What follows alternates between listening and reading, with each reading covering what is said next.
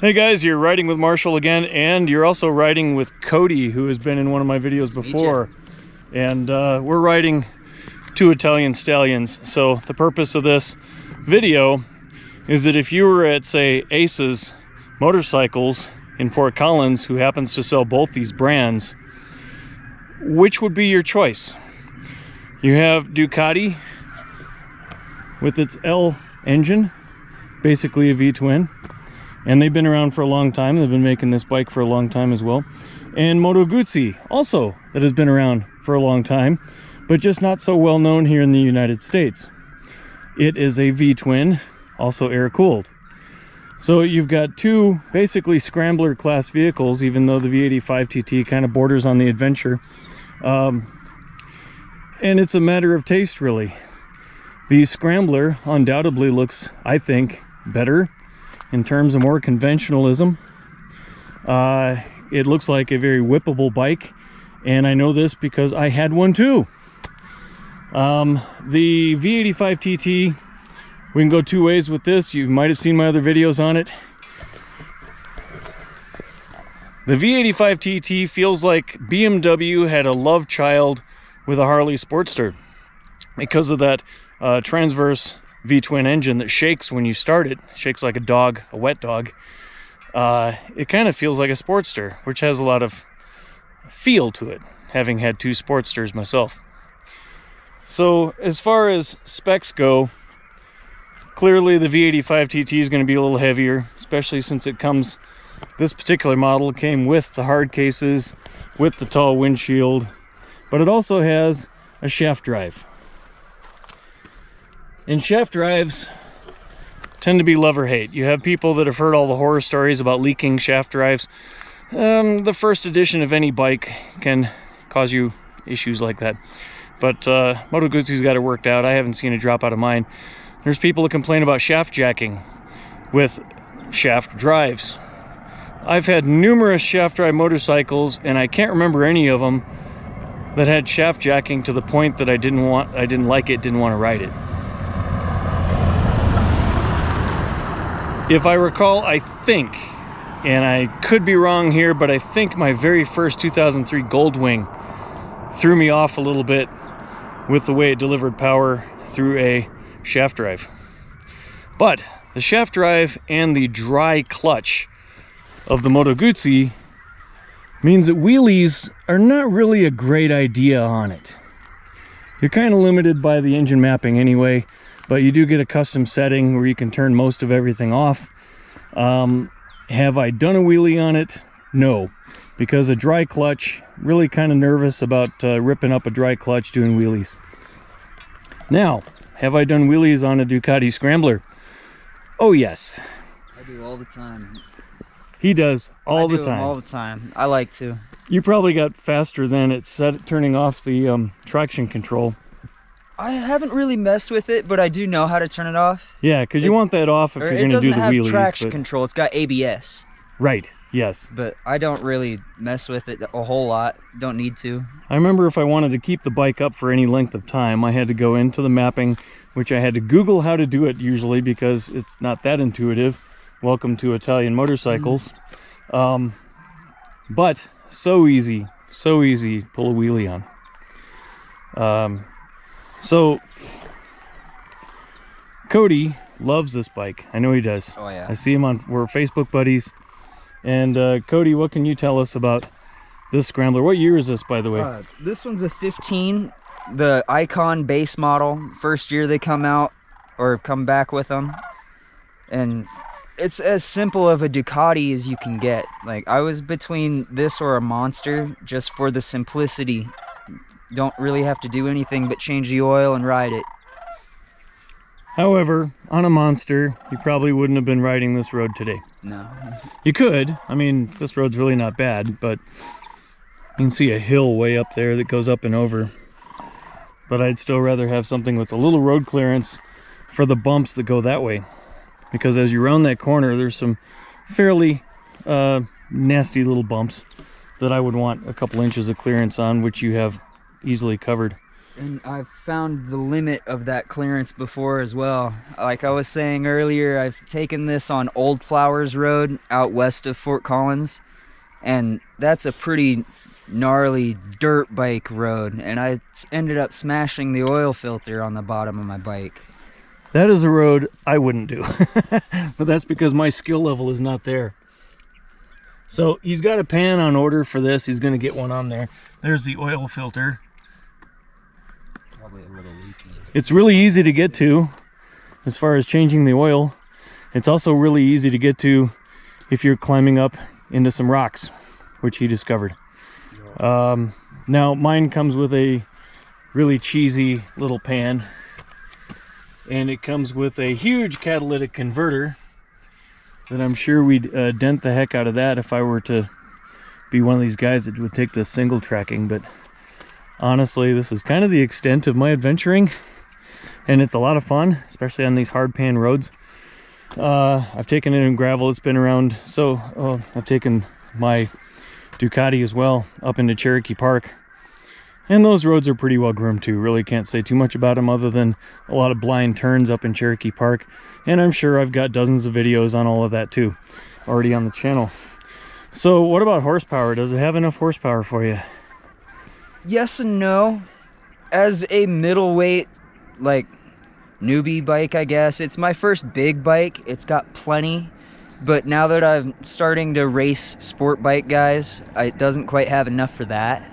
Yeah, sport bikes are a whole nother thing, but also their engines may not last as long either. Right, that's where I would look at like an Indian FTR or something like that. The thing about an Indian FTR is go ahead and try standing up on one. Right, they're not quite the same ergos, I guess. It's like they don't want you to stand up on it. An Indian FTR has metal ridges that come out from the seat, and if you stand up, your legs are straddling these like 2-inch wide metal ridges, and you're rubbing your legs on those metal ridges. Because I was looking at an Indian FTR for the same reason, and then I stood up on it. I was like, oh no, they don't want me to stand up on their FTR. Gotcha. So I mean, they made that part of the frame, but yet standing up, just not very fun. So why did we get rid of ours? No mechanical reason. We got rid of ours because my wife wasn't riding it like we thought she would. She actually did enjoy riding it, but she doesn't ride enough to keep the fear of not knowing what you're doing, I guess. I don't know how to say this, but if anything, if you don't do it often enough, there's a small amount of anxiety there. And she decided she just wasn't going to ride. And for me, I already had bikes, and it was fun, but I wanted something bigger. So we sold that one. And it's sad because I really like the urban enduro that it was. And there's a video on that. Look for the one with me dressed like Clint Eastwood. Anyway, so we have the Colorado sunset here. Beautiful over the mountains like that. And what we're going to do is ride in that direction. I'll keep the camera rolling on my helmet, and I'll see if we can attach one to his bike too. And then we'll switch bikes on the pavement and see what he thinks of the Guzzi. And we'll see what happens. So as far as horsepower goes, I think we're similar. I've got 76 horsepower. I know the Europeans are going to scream, oh, you got 80. No, Europeans have 80. Here in the US, they limited the noise of a revved out engine, which is really silly because they don't seem to have that problem with sport bikes. But we only get 76 horsepower here in the States on the V85TT. And you can increase that by an extra 4 if you really want to drop off half your exhaust system and put in some intake mods. I'm really not going to go spend $1,000 just to get 4 more horsepower. I can hear it now. Here it comes. Wait. I hear a troll. I got 25 extra horsepower by dropping my cat and redoing the inner box and putting on different wheels and lightening the gas tank by 3 gallons. Yeah, just don't, guys. Whatever. If anything, if I get rid of the cat on the V85TT, it'll be to save heat in the summertime because this monster gets 450 degrees. Which right now keeps my feet warm. But in the summertime, you can't get away from that heat. So I don't really recall the Scrambler getting hot anywhere. I haven't had any issues with it. I've heard of people online saying they get really hot when you're like sitting at stoplights, but I try not to sit with it running that long. And that's true. An idling air-cooled engine isn't getting any air. Right. And they get warm, but I don't remember the bike getting like, ow, don't touch that kind of thing. No, it's never been like freaky to me or anything like that. Cool. And how many horsepower does yours have? Right about the same. Stock, they say 75, but then I ended up getting a $1,900 rapid bike tuner and the Leo Vinci exhaust. So I'm probably making a little closer to 80, I would hope. But... And that's probably so. Yeah, right around the same as you, though. 75 to 80. Yep. So you do have a Corbin seat on there with yellow trim that matches even. Yep. Did you try it with the original seat? I ended up buying a different one anyways, and it's very different. I feel like I'm going to slide off on the flat seat. I've gotten used to this, like, cafe hump that this one has. I've found that with motorcycles as well. Bench seats are fun, I do but have the it's bench nice seat to have for when I need a to butt turn stop. the back. Because when you have some kind of a backstop or a butt stop, then you can lean back on the bars a little bit and just let... It makes it a lot easier for little wheelies, too. For wheelies, yeah. Yeah. You have something catching you. All right, well, we've got about 10 minutes of daylight left. So, I'll ask you right here, you can see both. So the V85TT shaft drive, this particular model came with heated grips and cruise control. I had to put the crash bars on. They don't come with crash bars. The seat is super comfortable. That's one of the first things I noticed was how supportive the seat is. And it gives me extra confidence on dirt roads. Just feeling like I'm well planted on the bike and not sliding all over it. So I've got spoked rims, tubeless tires.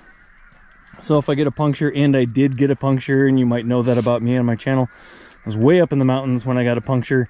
Fortunately, it held air, and I was able to get it down. These are alloy wheels, but they are tubeless tires. Excellent. And seriously, unless you're doing some single track and running over baby heads at 60 miles an hour, baby heads being baby head shaped rocks, your odds of breaking one of these rims are pretty slim.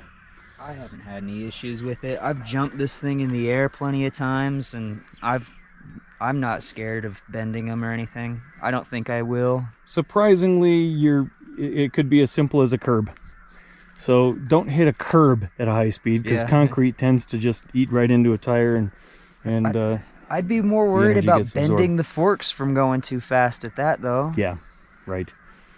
Like, if I'm gonna damage the wheels, I'm obviously going fast enough to damage other stuff too. Right, which is not wise, because these things aren't cheap to fix. These days, nothing is cheap to fix. Okay, let's ride. Sounds good.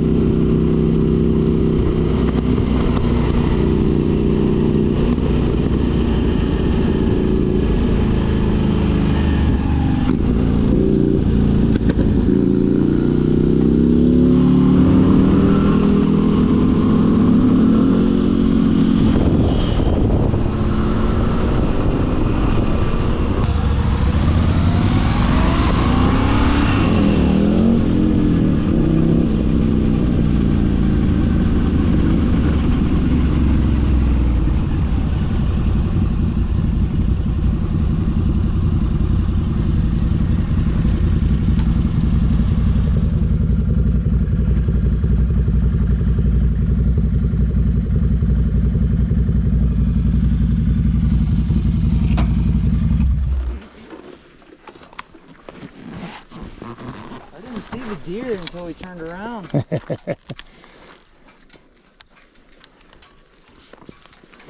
I don't know how I missed this barn before. Maybe I can still get the deer in there if I'm lucky.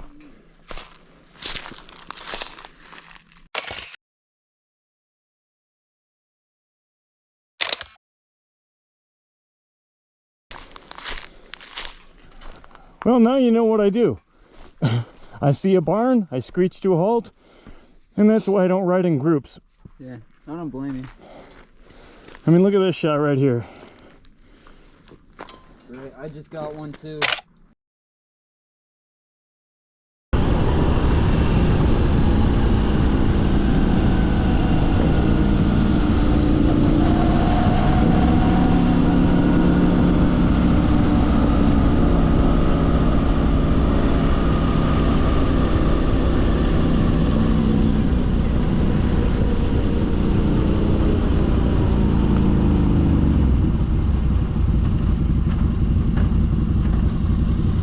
It'll be interesting to see if it's smoother or not. It's actually really smooth on the dirt. It's only the big pock marks that you'll kind of feel it, but It's a lot smoother. you got kind of a straight, smooth pathway right there to take up the hill, and then it goes back to pavement right where that car is, so it's really not a bad thing. Yeah, let's try it out.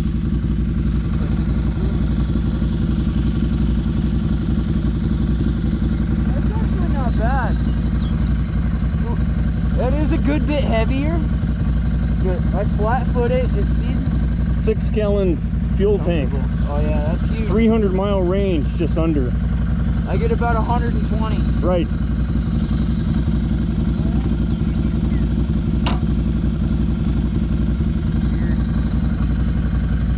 That's on.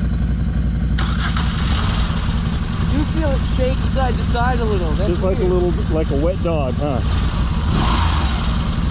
Wow. You don't feel it when it's in motion so much, just when it's at a standstill. The standstill rev, you really feel it kind of pick up. Yeah. It's different.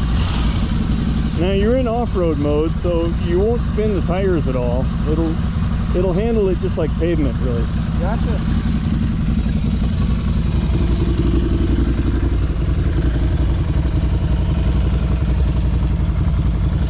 And here we are back once again.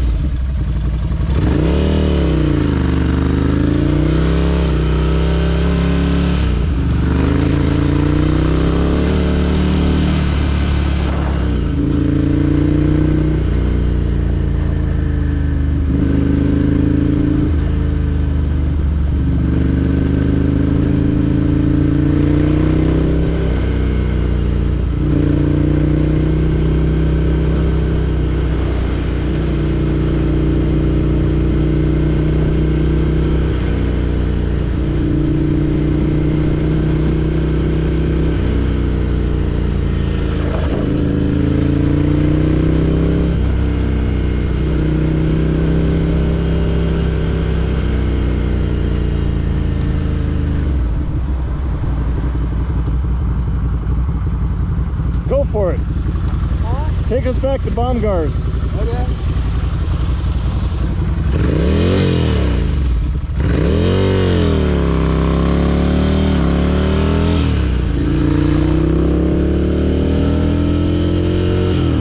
So thanks to either GoPro error or, just as likely, pilot error, we did not get a recording of Cody's last words on the topic of what he thought of the V85TT.